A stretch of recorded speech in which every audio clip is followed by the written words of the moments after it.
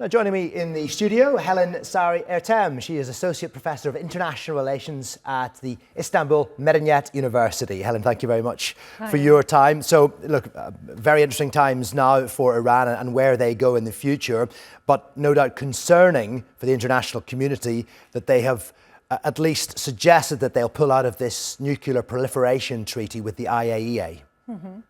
Well, this is quite natural, because they feel a kind of disappointment because the bargaining period, the negotiations were supposed to continue and the attacks came. So that is a kind of disappointment on the Iranian side. I think they especially would like to underline this unfairness regarding Iran's position. And do you think then, paradoxically, these attacks on the nuclear facilities will actually speed up its nuclear program, accelerate it? Well, this is something expected, especially from the Western side, but I don't think that with regard to Iran's feeling, this is a kind of victory. I don't think so, because if you would like to push a country to the negotiation table, I think at this moment, in the 21st century, the means to do that should not be to attack this country. Yeah, I mean, 12 days and numerous nuclear scientists were killed. Yeah. Numerous senior military figures in the IRGC were assassinated and taken out. They were replaced, and some of the replacements were taken out. I mean, how depleted is Iran's leadership right now? Is this the weakest they've been in perhaps 4 decades?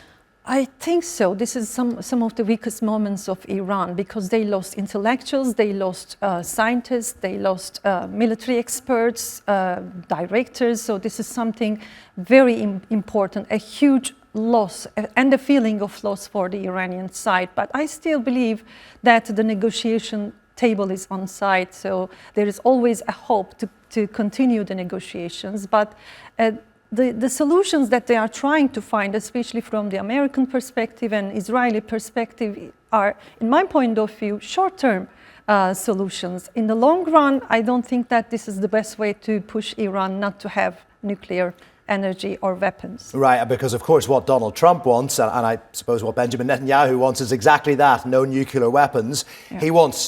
Trump wants Iran to come back to the table, but is this going to put Iran in a position where they'll struggle to be able to do a deal now, given what's happened?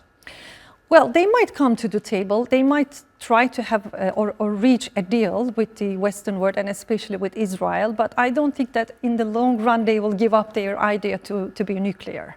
So nuclear energy is important for the future of the countries. And unfortunately, as I don't like nuclear weapons or energy at all, in my point of view, that's my perspective. But this is something needed. This is something important, a kind of obligation for the countries to level up themselves to the great power status. Unfortunately, that's the system created by the Western world, and there is this increasing pressure, especially on the global South side, let's say, to catch up this status of being great power. And global South is finding that this is unfairness to tell to the Western world that you can become nuclear and the rest of the world should not become nuclear, and this is unfairness. And I think Iran is especially trying to underline that. And I mean, how surprised were you by Donald Trump's angry reaction to the apparent violations of the ceasefire shortly after he said it had come into effect? Do you think he's now getting a real taste of just how